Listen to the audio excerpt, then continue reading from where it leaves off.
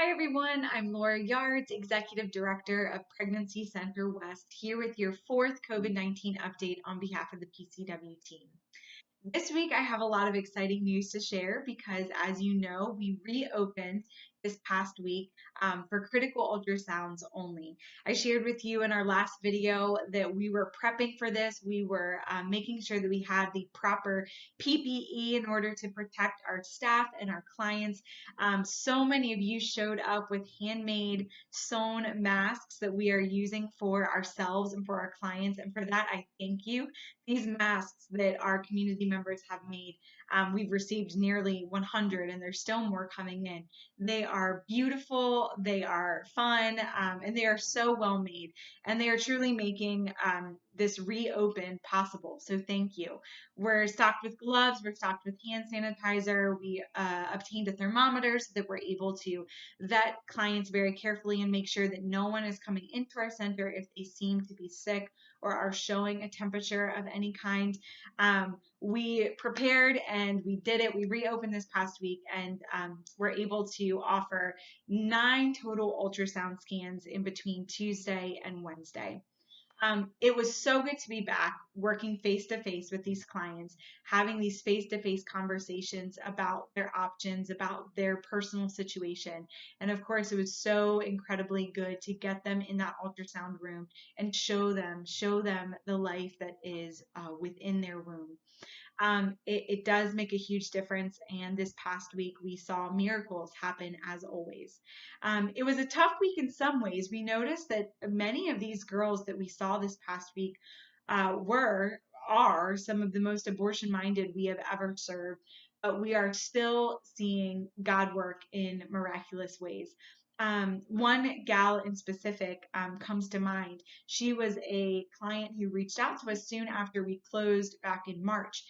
She texted us, and Beth was communicating with her, and she was very set on abortion. Beth, did what she could, tried to have a robust conversation with her about her choices at the time. But seeing as we weren't going to be able to offer her an ultrasound for a matter of weeks, the client rejected our offer of services and kind of fell off the map. Once we were ready to reopen, Beth circled back around with all of our clients, those who canceled appointments with us, those who rejected appointments to begin with, those who told us they were going to go to Planned Parenthood instead. And this client was one of those clients. She reached back out to her and said, "We're reopening. Are you still not in need of our services, or would you like to make an appointment with us?" She decided to make an appointment with us, despite the fact that she does, of course, want an abortion. When she came in, I was the staff member to meet with her, and the conversation was difficult. She was set. This was her 7th child. Actually, she's had an abortion in the past. Her last birth was quite traumatic for many different reasons, and she was set. She was set on abortion. We did our best to just love on her, to meet her where she's at, but to also really show her that though this feels like an impossible situation, she was made for this, and this child was made out of love and not as a mistake.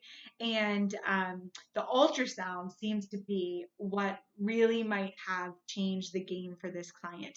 When we got her on the ultrasound table, it turned out that she was about 9 weeks along.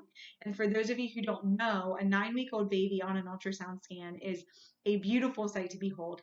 This is the stage of development that we call like the teddy bear stage, because we can clearly see the baby's head, the baby's torso, and the baby has little tiny arm buds and little tiny leg buds that make it look like just a little gummy bear almost.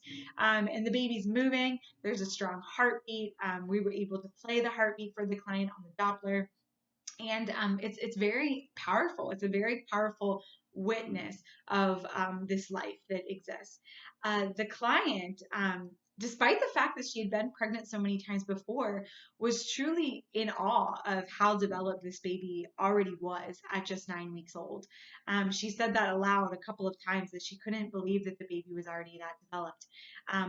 After the ultrasound, once we got back into our counseling room, she and I, we started talking again about her options and about her situation, and she really did start to sing a different tune.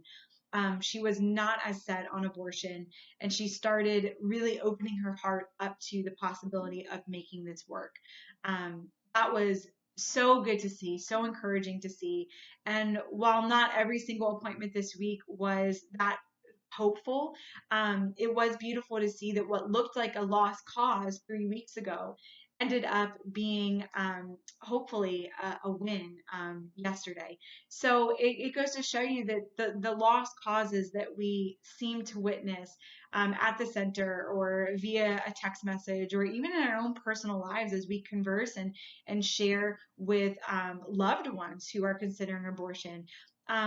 Lost causes are not the end of the story, right? Like what seems to be a lost cause to us is not necessarily a lost cause to God. It's certainly not a lost cause to Him. He continues to fight for the life of that child.